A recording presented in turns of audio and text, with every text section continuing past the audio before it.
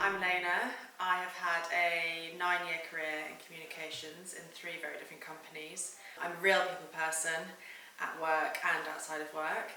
And generally outside of work, I absolutely love spending time with my dog and walking her, travel, cooking, mindfulness, and I also work for 2 different charities. One is the Felix Project, which helps combat hunger and food waste, and then the other is On Hand, which helps people in need with lots of different kind of tasks that they might need help with.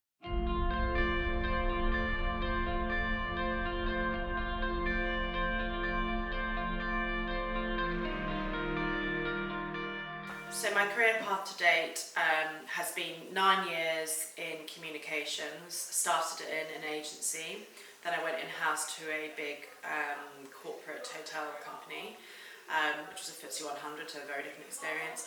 And then I went into a sort of high growth scale up, a premium mixer brand called Fevertree, and that was also in-house comms. So last year I started my own business called Neighbourhood Pantry, and what it does is it brings together lots of premium food and drink stores in a neighbourhood so that people can shop local very conveniently all on one website. So that's what I'm currently doing at the moment, and I only recently launched it, so I'm currently working on that.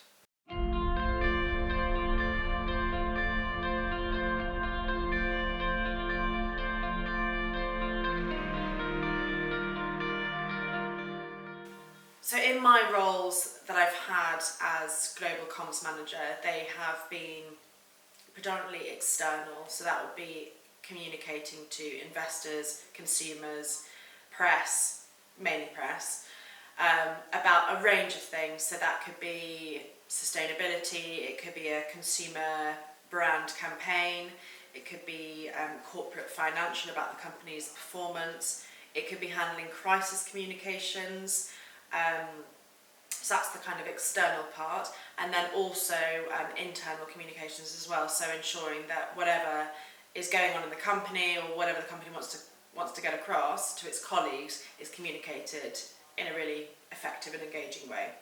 So those were my global comms roles, and that is also working with the international teams as well. If the company, wherever they have a presence, working with their international teams to ensure that their communications is consistent across the board. Internal and external comms are quite separate in that you can do very separate campaigns, but everything has to match up. I would say it's quite unusual to be across both unless you're very, very senior and you're overseeing communications as a whole.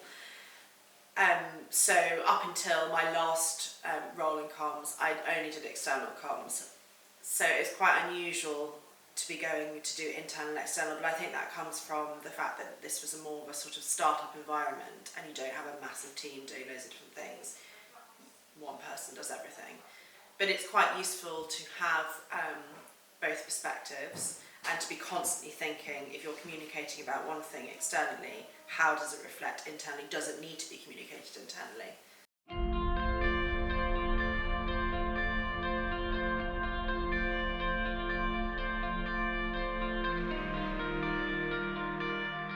So a typical day in a communications role would involve me reading the news firstly on the bus or the train or whatever it is on the way in, just making sure that I'm aware of the current news agenda for that day, because that can impact your day as a comms professional.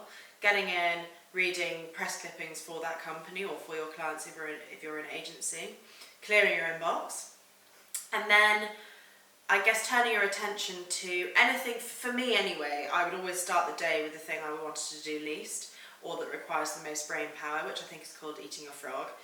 And so mainly in comms that would be writing something, maybe it'd be writing a script or a press release or something like that would require lots of brain power. And then always step away from my desk, even if it's for 10 minutes, outside in the air at lunchtime. And then I might do something like work on a campaign that I'm working on for consumers, and they're quite creative and fun to work on a lot of the time.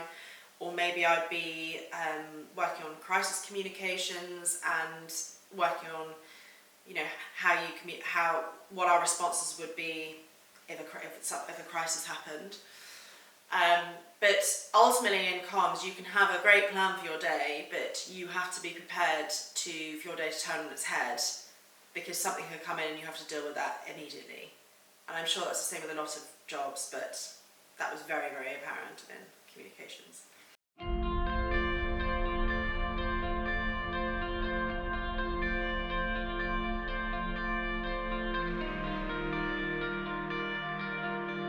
I think what I enjoy most about being in communications is being able to work with lots of different people across the business, lots of different functions, and lots of different teams across the world. And I think as a comms person, you know little about a lot, and I quite like having that. I used to want to be a specialist and know everything about everything, but actually I quite enjoy just knowing everything that's going on, but not a huge amount about it.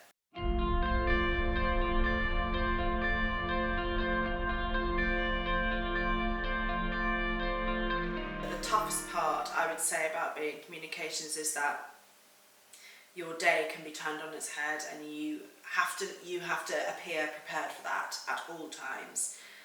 If a crisis happens, everything you're working on will go completely out the window, and you have to deal with that no matter how long it takes and how hard it is. So then that's the most challenging thing.